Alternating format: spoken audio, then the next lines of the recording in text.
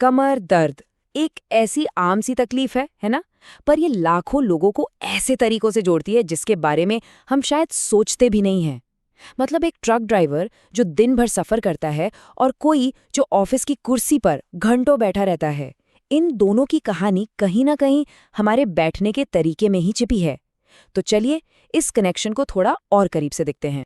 चलिए शुरुआत एक ऐसे फैक्ट से करते हैं जो आपको चौंका देगा। एक नई स्टडी में पता चला है कि करीब करीब 48% शहरी ऑटो रिक्शा ड्राइवर्स लगातार कमर के निचले हिस्से के दर्द से जूझ रहे हैं।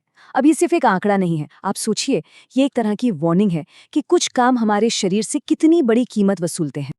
देखिए ये सिर्फ एक ड्राइवर की तस्वीर नहीं है, ये उन लाखों लोगों की कहानी बयां करती है जिनका ऑफिस ही पहियों पर चलता है।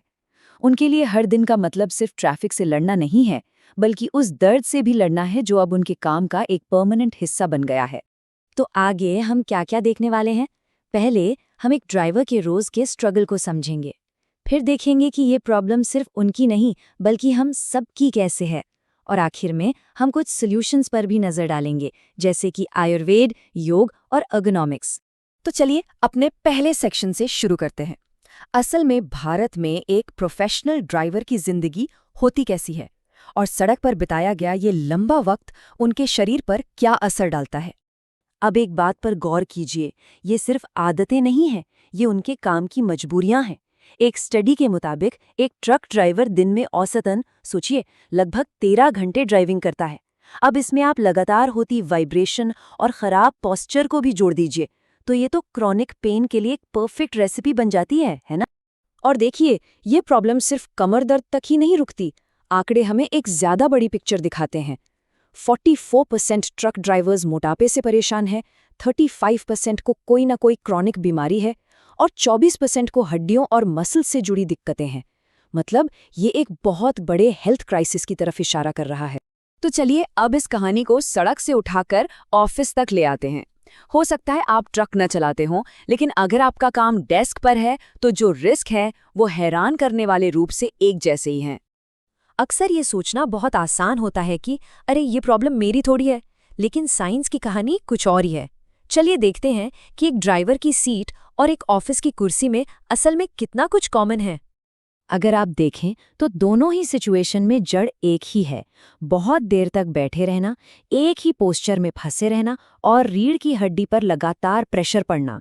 हाँ, आपकी कुर्सी शायद वाइब्रेट नहीं कर रही होगी, लेकिन शरीर पर जो स्ट्रेस पड़ रहा है वो बिल्कुल वैसा ही हो सकता है। तो सवाल ये है कि इस मॉडर्न प्रॉब्लम से निपटा कैसे जाए?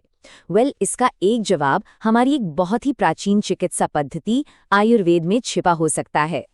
आयुर्वेद दर्द को एक बिल्कुल ही अलग नजरिए से देखता है। आयुर्वेद के हिसाब से देखें तो कमर दर्द का कनेक्शन अक्सर वात दोष के इम्बैलेंस से होता है। अब ये वात क्या है? ये वो एनर्जी है जो हमारे शरीर में हर तरह की मूवमेंट को कंट्रोल करती है, और जब इसका बैलेंस बिगड़ जाता है तो दर्द, अकड़न, बेचैनी जैसी चीजें होने लगती हैं। आयुर्वेद की सबसे खास बात यही है कि वो सिर्फ लक्षण नहीं बल्कि प्रॉब्लम की जड़ पर काम करता है। इसका एक बहुत अच्छा एग्जाम्पल है कटिवस्ती जैसी थेरेपी। इसमें होता क्या है कि पीठ के निचले हिस्से पर आटे की एक रिंग जैसी बनाई जाती है और फिर उसमें गरम मेडिकेटेड तेल भर दिया जाता है। ये जो गर्मी और तेल है ना, ये सीधा उस जगह पर गहराई तक असर करता है, मसल्स को रिलैक्स करता है, सूजन कम करता है और इससे फौरन आराम मिलता है। चलिए अब एक ऐसे सॉल्यूशन की तरफ बढ़ते हैं जिसे कोई भी अपनी डेली रूटीन में आसानी से शामिल कर सकता है, और वो है योग। ये सिर्फ एक एक्सरसाइज नहीं है बल्कि पेन मैनेजमेंट का एक बहुत ही पावरफुल तरीका है।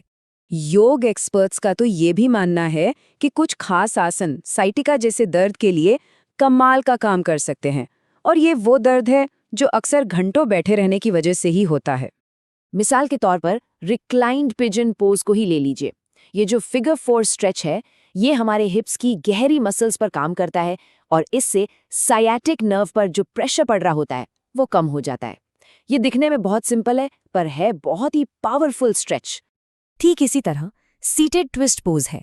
ये आसन आपकी रीढ़ को धीरे धीरे ट्विस्ट करता है और बाहरी हिप को स्ट्रेच करता है।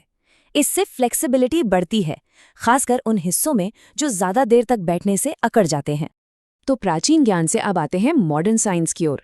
एर्गोनॉमिक्स के बारे में बात करते हैं। ये वो साइंस है जो हमें सिखाती है कि हम अपने काम करने की जगह को, अपने माहौल को, अपने शरीर के लिए ज़्यादा बेहतर और आरामदायक कैसे बना सकते हैं।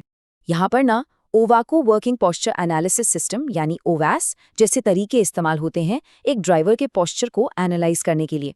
अब ये सिस्टम सिर्फ ये नहीं बताता कि पोस्चर खराब है, बल्कि वो उसे कोड देता है जिससे रिस्क का लेवल पता चलता है। जैसे कोड 1 का मतलब हुआ कोई खतरा नहीं, लेकिन अगर कोड 4 है तो इसका मतलब है कि फौरन बदलाव करने की जरूरत है। और असल में यही एर्गोनॉमिक्स का मेन आइडिया है कि आप इंसान को काम के हिसाब से मत बदलो, बल्कि काम को इंसान के हिसाब से बदलो। ये सुनने में एक छोटा सा आइडिया लगता है, पर सेहत पर इसका बहुत बहुत बड़ा असर हो सकता है। तो हमने अलग अलग अप्रोच तो देख लिए, अब इन सबको एक साथ मिलाकर एक पर्सनल टूल किट बनाते हैं जिसे कमर दर्द को मैनेज करने के लिए इस्तेमाल किया जा सकता है। तो इस टूल किट में क्या है? सबसे पहले तो है अवेयरनेस, यानी ये समझना कि हमारी आदतें हमारे शरीर पर कैसे असर डाल रही हैं। दूसरा है मूवमेंट, रेगुलर स्ट्रेचिंग करना। तीसरा है प्रिवेंशन, यानी अपने वर्क स्पेस को अपने शरीर के हिसाब से ढालना। और हाँ, अगर प्रॉब्लम पुरानी है तो आयुर्वेद जैसे होलिस्टिक ट्रीटमेंट के बारे में भी सोचा जा सकता है। और आखिर में सब कुछ इस बात पर आता है कि हम कितना सुनते हैं। हमारा शरीर चिल्लाने से पहले हमेशा फुसफुसाता है, हल्की हल्की सिग्नल देता है। सवाल बस ये है कि क्या हम उन शुरुआती सिग्नल्स पर ध्यान दे भी रहे हैं?